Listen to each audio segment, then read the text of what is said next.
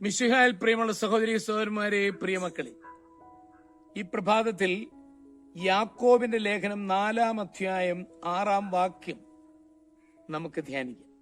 ദൈവം അഹങ്കാരികളെ എതിർക്കുകയും എളിമയുള്ളവർക്ക് കൃപ കൊടുക്കുകയും ചെയ്യുന്നു. ദൈവം പക്ഷികളെയും മൃഗങ്ങളെയും സൃഷ്ടിച്ചപ്പോൾ എല്ലാറ്റിനും ഒരേ നിറമായിരുന്നു. കാക്കയ്ക്കും തത്തയ്ക്കും ഒരേ നിറം, ആനയ്ക്കും മുയലിനും ഒരു നിറം. ഒരിക്കൽ ദൈവം മൃഗങ്ങളെയെല്ലാം തന്റെ സന്നിധിയിലേക്ക് വിളിപ്പിച്ചു. അവർക്കെല്ലാം ആകർഷക നിറം നൽകാൻ തീരുമാനിച്ചു. അത് നല്ലതെന്ന് ദൈവം കണ്ടു.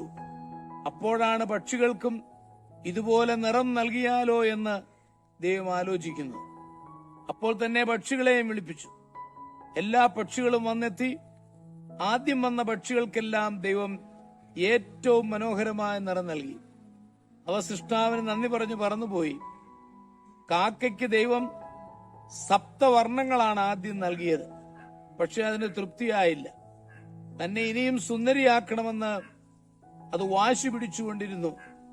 മാത്രമല്ല, അടുത്തിരുന്ന കറുത്ത ചായപാത്രത്തിലേക്ക് അത് തൂവലിട്ടിളക്കി.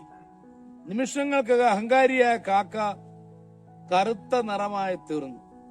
നിരാശയോടെ അവൾ അവിടെ നിന്നും പറന്നുപോയി.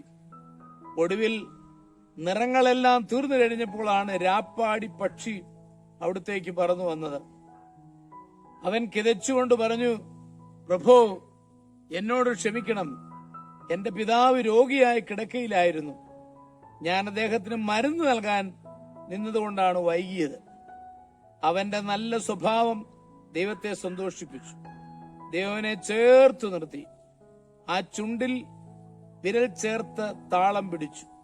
സന്തോഷചിത്തനായി തീർന്ന രാപ്പാടി പക്ഷിക്ക് അന്നു മുതൽ അതിമനോഹരമായി പാടാൻ കഴിഞ്ഞു.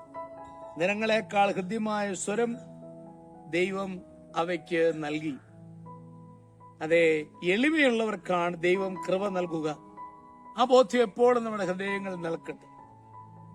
നമ്മുടെ കർത്താവിശ്വമിശിഹായുടെ കൃപയും പിതാവായ ദൈവത്തിന്റെ സ്നേഹവും പരിശുദ്ധാത്മാവിന്റെ സഹവാസവും പരിശുദ്ധ അമ്മയുടെ മധ്യസ്ഥതയും നിങ്ങളെല്ലാവരോടും കൂടി ധാരാളമായിട്ടുണ്ടായിരിക്കും, എപ്പോഴും എപ്പോഴും എന്നേക്കും.